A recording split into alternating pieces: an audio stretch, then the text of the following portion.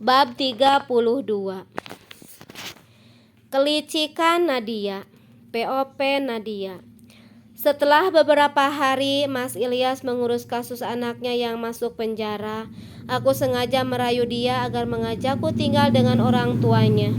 Apalagi Mas Ilyas memang berniat mau pindah kerja di Surabaya. Cukup sulit memujuk Mas Ilyas. Namun aku tak menyerah. Kesempatan emas di depan mata, aku bertekad mendapatkan hati mertuaku yang kaya raya. Dengan segala cara, meskipun harus menggunakan jalan setan lagi. Beruntung, Mas Ilyas memberiku uang lebih. Sisa uang memesan tiket pesawat ke Surabaya aku gunakan untuk mampir di tempat dukun yang direkomendasikan tetangga.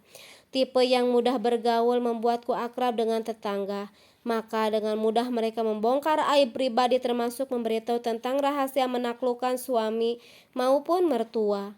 Pakai minyak wangi asihan ini, tatap mata mertuamu, lalu tampilkan senyuman. Dijamin mertuamu akan patuh dan menyayangimu. Siap mbah, terima kasih. Tapi ingat, mantra-mantra ini hanya bertahan beberapa bulan. Kalau mau panjang efeknya, harus balik lagi ke sini. Isi ulang ajian mantranya. Dahi mengernyit bingung. Perkataan Mbah Dukun benar-benar di luar nalar. Dia pikir ajian ini sama seperti pulsa yang bisa diisi ulang. Aneh juga. Biarlah tak usah dipikirkan soal itu. Yang penting khasiat minyak wangi ini bisa dirasakan secepatnya. Segera aku meluncur ke rumah orang tua Mas Ilyas. Tak akan menyia-nyiakan waktu menaklukkan mereka. Ini adalah waktu yang tepat. Cucu kesayangan mertuaku sudah tidak bisa dibanggakan. Ella pasti dianggap sebagai orang tua yang gagal, tidak bisa mendidik anak sampai terjerumus narkoba. Aku akan masuk keluarga Mas Ilyas dan mengiming-imingi bisa memberikan cucu pengganti yang lebih baik. Tentu bibitku unggul, tidak akan gagal dan mengecewakan seperti anaknya Ella yang menjadi pecandu sekaligus berpacaran dengan pengedar narkoba. Dek, kita nyewa kontrakan dekat rumah orang tuaku ya, tawar Mas Ilyas ketika menjemput di bandara. Dengan tegas aku menolak usulannya. Tak sudi hidup menderita di kontrakan yang sempit, sementara aku punya mertua kaya raya. Gak mau mas, aku ingin bertemu mertuaku. Bahaya dek, mas takut ibu dan bapak belum bisa menerima kamu. Coba dulu mas, bapak masih membenciku dek. Dia saja terpaksa menerimaku di rumahnya karena ibu ngotot, mengancam minta pisah. Berisi keras menyuruhku tinggal di rumah supaya bisa menangani kasus Zahwa. Aku yakin bapak tambah murka dengan kedatanganmu dek. Kita coba dulu mas, apa susahnya sih mencoba? Tapi apa lagi mas? Masa aku mau menjalin silaturahmi dengan mertua sendiri dilarang? Siapa tahu orang tua mau bisa menerimaku. Ya sudahlah, awas ya kamu jangan bertindak macam-macam. Iya mas, tenang saja. Rencanaku perlahan berjalan mulus meski awalnya terpaksa. Mas Ilyas menyetujui keinginanku. Kami akhirnya sampai di rumah. Dengan ragu, Mas Ilyas membawaku masuk ke ruang tamu. Di sana mertuaku sedang duduk santai, bapak sibuk membaca koran dan ibu mertua asik memainkan gawainya. Assalamualaikum, Pak, Bu. Waalaikumsalam. Sepasang mata orang tua itu menatapku intens. Sesuai arahan dukun, aku sudah memakai minyak wangi saat di toilet bandara. Tinggal mengukir senyum ramah dan semanis mungkin. Kenapa kamu bawa dia ke sini? Tanya bapak mertua dengan pandangan tajam dan menusuk. Seketika jantungku berdiskoria. Apa mantra Mbah Dukun tidak berfungsi? Tak mungkin. Aku sudah membayarnya cukup mahal. Banyak pelanggan yang sudah merasakan khasiat jampi-jampi dari dukun itu. Maaf pak, gak usah minta maaf ya. Kamu gak salah nak. Bawa menantu kita ke rumah, apa salahnya pak? Nadia ini menantu kita, sudah cantik, ramah pula. Sini nak Nadia. Aku hembuskan napas lega. Ternyata ibu mertua sudah terlebih dulu terpengaruh. Setidaknya aku punya satu suara pendukung. Bapak mertua akan sulit menolak meski dari raut wajahnya dia sama sekali tidak terpengaruh ajian pengasihan yang aku gunakan. "Ibu, gimana kabarnya?" tanyaku sambil mencium tangannya. Ibu tersenyum ramah, sedangkan bapak malah menepis saat aku mau menyalaminya.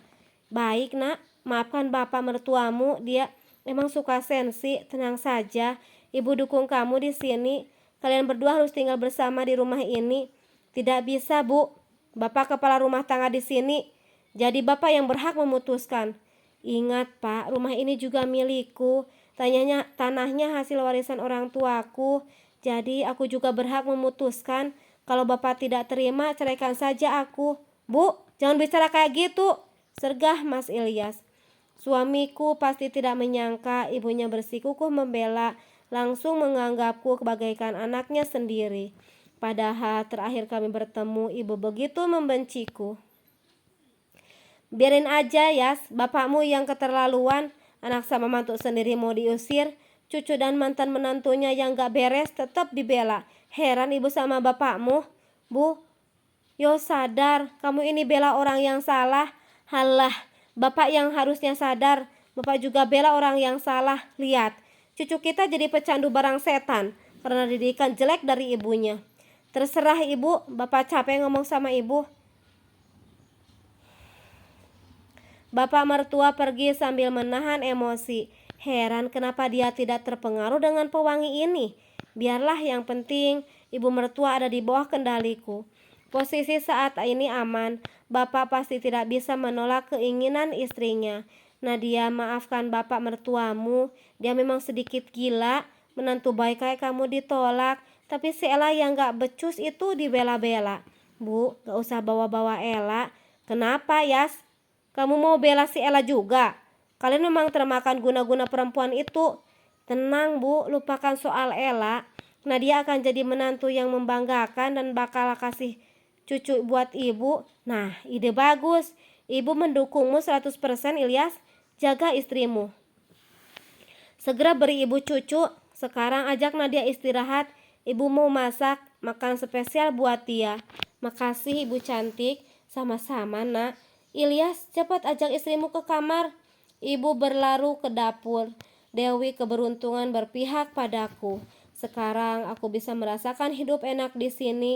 Simpati ibu mertua akan aku jadikan senjata untuk menguasai harta mereka. "Dek, kenapa ibu bisa sebaik itu sama kamu?" "Mana aku tahu Mas, harusnya Mas seneng dong." "Mas seneng Dek, tapi Mas curiga kamu pakai Apa-apaan sih Mas? Gak usah berprasangka buruk terus. Cepat antar aku ke kamar, capek." Mulus Mas Ilyas bungkam. Aku harus bermain cantik agar dia tidak semakin curiga. Untungnya kali ini pelet yang aku pakai berupa minyak wangi, bukan mantra-mantra atau jimat-jimat yang mencurigakan. Mas Ilyas pasti tidak akan menyadarinya. Sudah berhari-hari aku tinggal di sini, hidup enak bergelimang harta. Mau ini dan itu tinggal panggil pembantu. Ingin keluar ada supir pribadi. Ibu semakin menyayangiku. Kami sangat dekat, dia bahkan memberikan setengah perhiasannya untukku. Meskipun hati bapak mertua belum bisa dikuasai. Entah kenapa sudah sekali menaklukkan bapak tua itu. Apa mungkin dia punya mantra penjaga diri yang lebih kuat atau terlalu alim? Bapak mertuaku memang rajin sholat dan mengaji. Dia juga tipe orang dermawan. Bodoh amat soal bapak mertua, biar nanti aku cari dukun yang lebih hebat lagi. Yang terpenting posisiku aman di sini. Aku akan terus mengambil perhatian ibu mertua. Tak peduli Mas Ilyas sibuk mengurus anaknya yang mendekam di penjara.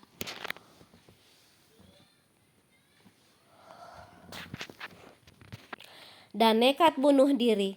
Aku bebaskan Mas Ilyas dekat dengan anaknya, asal jaga jarak dengan mantan istrinya. Namun lama-lama aku geram dengan tingkah Mas Ilyas. Terlalu melonggarkan ruang geraknya, dia malah kegatelan. Seenaknya berbohong dan mengunjungi Ella. "Awas saja kamu Mas, aku akan buat perhitungan." "Malu-maluin aja," umpatnya setelah sampai di rumah. "Mas bilang apa? Harusnya Mas yang malu. Udah bohong sama istri sendiri. Bilangnya mau jenguk anak di penjara, malah kecentilan sama mantan istri. Mas ketemu Ella cuma mau bahas Zahwa, gak lebih." "Halah modus. Ada apa ini ribut-ribut?" tanya ibu mertua. duduk di sampingku. "Ini Bu, Mas Ilyas bilangnya mau ketemu Zahwa, tapi malah ke rumah mantan istrinya." "Mana dia di sana?" Nadia dihina sama adiknya si Ella yang mulutnya kayak kawat berduri. "Terus Mas Ilyas gak belain Nadia Bu?" Hiks.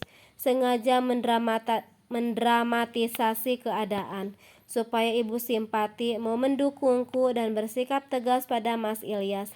"Tak rela jika Ella merebut suamiku. Aku tak akan tinggal diam." "Dek, gak usah ngadu aneh-aneh," sentak Mas Ilyas. "Ilyas, tutup mulut kamu, gak boleh bentak-bentak Nadia. Awas saja sampai kamu mengkhianati Nadia demi Ella. Ibu gak akan tinggal diam." "Tapi Bu, Ilyas cuman Hus, diam, jangan membantah. Ini perintah. Terserah kalian." "Ilyas pusing." Dengan raut massa, Mas Ilyas meninggalkan kami. "Biarkan saja dia marah, bukan aku yang salah. Aku harus mencari cara untuk menjauhkan Mas Ilyas dari Ella. Ibu akan menjadi senjata ampuh, menjadi dinding pemisah antara Ella dan Mas Ilyas. Kalau perlu semua tentang Ella harus dihapus, termasuk Zahwa. Toh anak Mas Ilyas yang satu itu tak bisa dibanggakan, malah mencemarkan nama baik keluarga Handoko. Bu, Nadia harus gimana ya biar Mas Ilyas setia?" "Sabar ya menantu ibu sayang, ibu akan membantu kamu. Kalau Ella berani macam-macam menggoda Ilyas, kita akan beri dia pelajaran. Tapi Bu, Ella pasti menggunakan Zahwa sebagai alasan untuk dekat dengan Mas Ilyas. Aku harus bisa mengalihkan perhatiannya. Tapi gimana ya caranya? Kayaknya kamu harus segera punya anak." "Segera punya anak Bu?" tanyaku pura-pura polos. Padahal aku sengaja memancing ibu untuk membicarakan soal anak. Ada misi terselubung yang sedang aku rencanakan. "Iya Nak, perhatian Ilyas akan lebih banyak tercurah pada anakmu nanti. Apalagi anaknya dari Ella gak bener. Ilyas sudah pasti lebih sayang sama kamu dan anakmu." "Tapi Nadia takut Bu." "Takut kenapa Nak? Takut melahirkan?" "Bukan Bu, Nadia takut anak Nadia dipilih kasihkan sama anaknya si Ella. Nadia kan tahu keluarga ini begitu menyayangi Zahwa, apalagi bapak, sampai semua harta warisan jatuh ke tangan Zahwa. Soal itu kamu gak usah khawatir, ibu akan ngomong sama bapak biar anak kamu juga dikasih harta warisan yang sama besarnya. Tapi Bu, seharusnya warisan anakku lebih besar dibandingkan Zahwa. Ibu kan tahu kalau Zahwa sudah mencoreng nama baik keluarga ini. Harusnya dia diberi hukuman." "Bener juga kata kamu Nak, ibu juga kesal dengan sikap anak itu. Anak perempuan tapi gak bisa jaga diri. Ella memang gagal jadi ibu." "Betul banget Bu, kita harus kasih mereka pelajaran.